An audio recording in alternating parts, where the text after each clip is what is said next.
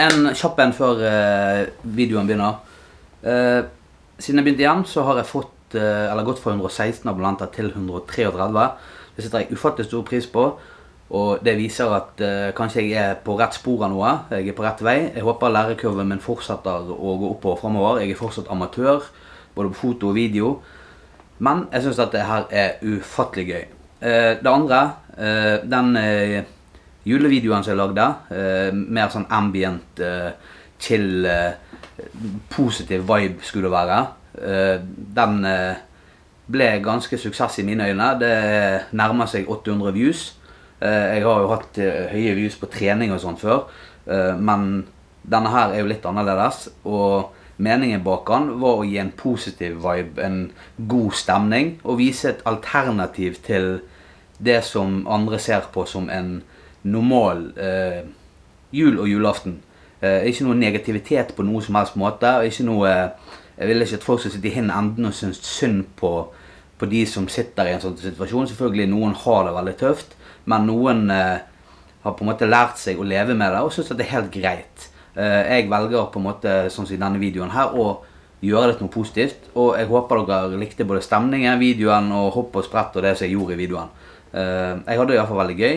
Jeg synes selv at det er en av de bedre videoene jeg har laget, kanskje på grunn av at det lå litt nærmere hjertet enn det å bare hive seg inn og lage noe for å lage noe. Jeg prøver i de fleste videoene mine å ha et innhold og en mening, en story, og det må bety noe for meg. Hvis ikke ting betyr noe for deg når du gjør noe, så detter det selvfølgelig på kvaliteten, fordi at man gjør det litt sånn half-assed. Ja. Kanskje noe mer jeg skulle sagt sånn full fart. Hvis du er ny på kanalen, hvis ikke du har vært innom her før, så har jeg satt veldig pris på om du har abonnert. Det har litt med disse her algoritmene, det at du skal bli fanget opp, og at flest mulig ser videoene mine. Å få masse abonnenter og seertid på YouTube gjør deg ikke nødvendigvis til en millionær eller sånne ting. Dette er gammeldags tankegang. Du blir ikke rik på YouTube lenger. Det er helt andre ting du kan gjøre i tillegg til YouTube som gjør at du tjener penger. Så å abonnere og disse tingene her, de hjelper egentlig mest på algoritmen å bli fanget opp av flest mulig seere. Så det er altså til veldig pris på om dere hadde giddet å gjort. Jeg ser på statistikken min at 95% så ser videoene mine ikke abonnenter, og resten er abonnenter. Så dere som er abonnenter og følger meg og ser, tusen takk, det setter jeg veldig pris på. Jeg har det knallgøy, jeg gjør det jeg kan for å bli bedre, og jeg offrer mye tid og litt komfort, så dere kommer til å se denne videoen her. Men nå er jeg ferdig, nå har jeg pratet alt for lenge. Kos dere med videoen, håper dere liker den. Jeg skal gjøre det jeg kan for å bli bedre etter hvert. Kos dere.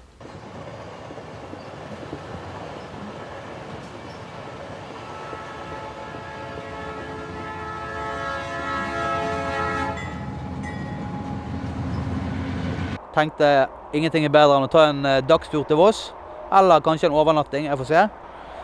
Sover gjerne i bilen, det gjør meg ingenting. Jeg har en stasjonsvogn. Nå har jeg stoppet på første plassen.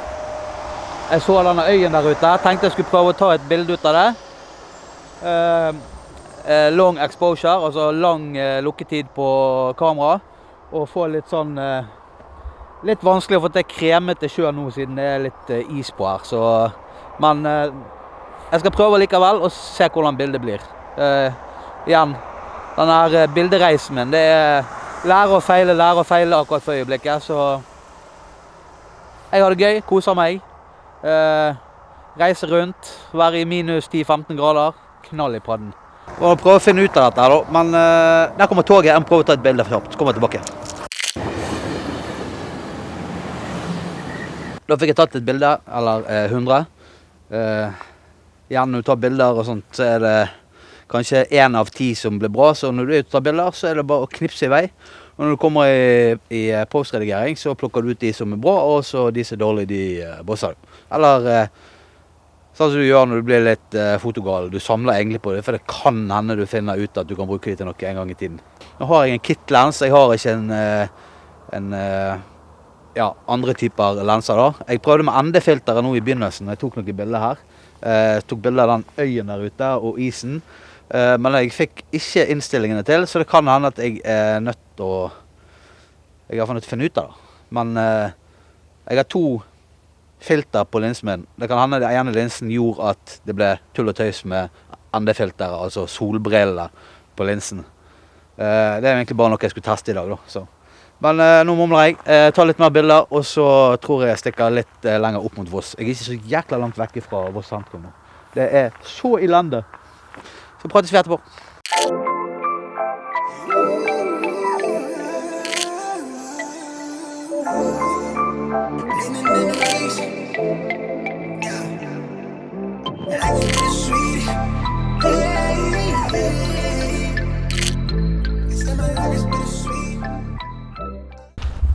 Da har jeg kommet meg opp til Voss sentrum.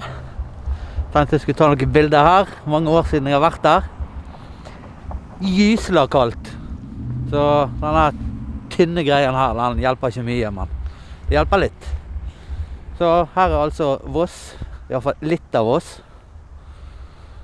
Ser litt bak meg. Håper jeg igjen at ting er i fokus. Jeg holder på å lære meg hvordan dette kamera virker. Greit med folk her, ser jeg. Masse folk som går tur rundt vattnet her, eller i hvert fall på ene siden. Så knisser litt bilder, så popper det opp. Ja, se oppi her. Skal jeg snu kameraet litt. Opp der, vet ikke om du ser det. Zoome litt. Der oppe er gondolen. Prøver jeg å zoome. Han er der en eller annen plass.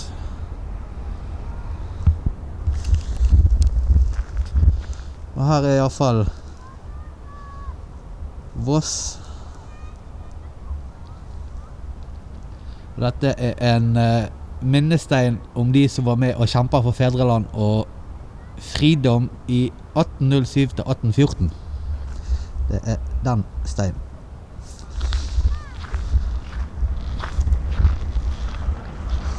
Da oppe har vi kirken.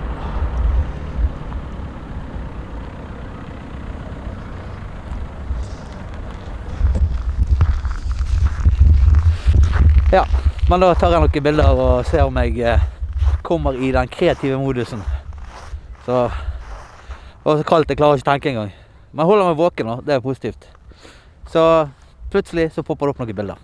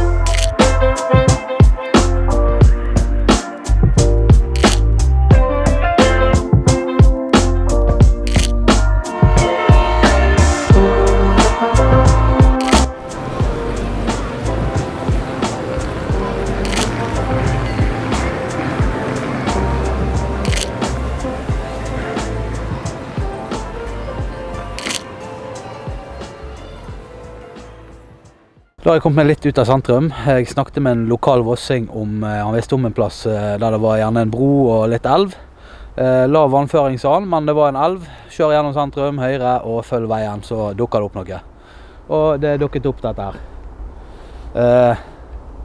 Litt oransje, rustent og rimen på trærne og litt frost i bakken og alt. Veldig bra farger. Jeg håper det blir noen bra bilder. Og så er det litt sånn dis-fog på elven også. Så jeg håper at jeg klarer også å få det fram i bildene. Så det skal bli interessant å komme hjem og fikse. Så hvis jeg har fått det til, så dukker bildene opp nå.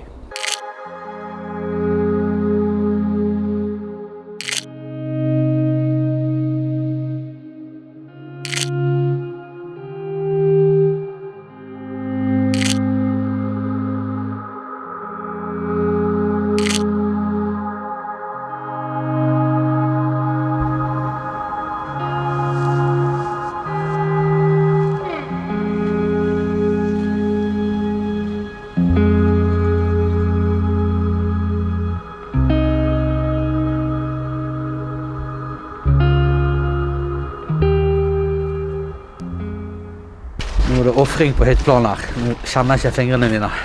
Jeg vet ikke om du ser hvor røde de Smart tips til meg selv neste gang. Ta hansker med deg, Kristoffer. Det jo som vanlig, jeg har et problem. Jeg kommer meg aldri herifra. Jeg skulle bare ta et kjapt bilde ut av broen inni. De ble ganske bra, tror jeg. Jeg får se i posten. Glemmer jeg å bli. Jeg blir så dokumentar når jeg skal prate. 1, 2, 3. Jeg kommer jo meg aldri hjem, for jeg ser jo alltid noe nytt. Planen var jo at jeg bare skulle ta noen bilder inne i den broen, overgangen nå. Nå kom jo lysene på, så nå må jeg kanskje ta noen nye bilder der, for det var ganske fett. Og så kom jeg over på hinsiden, og her ble det plutselig litt stilig med trærne og litt sånn knask. Og så det noe ned under her, ned med elven her. Helt borti der var det noe ganske stilig i mine øyne, så der må jeg prøve å komme ned. Jeg så litt spooky ut å gå ned der, så jeg må ta en risikoanalyse før jeg går ned. Men uansett, jeg må snart bli ferdig, for jeg holder på å fryse meg i hel. Det så kaldt på fingrene. Ta hansker med seg, det hadde vært en god idé. Men uansett, sikkert noen bilder eller et eller annet. Snakkes etterpå, hei!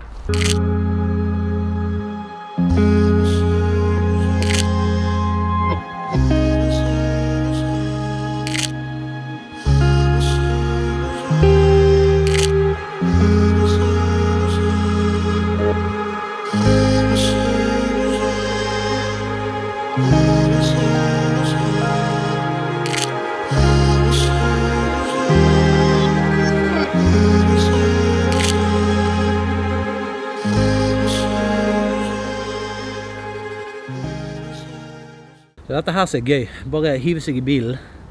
Ikke ha en plan. Ha et mål om et sted, og så bare forhøre seg rundt, finne ut. Kjøre rundt, ta bilder. Og så blir det som det blir. Ikke ha en plan, ikke tenke for mye. Bare gjøre. Helt fantastisk.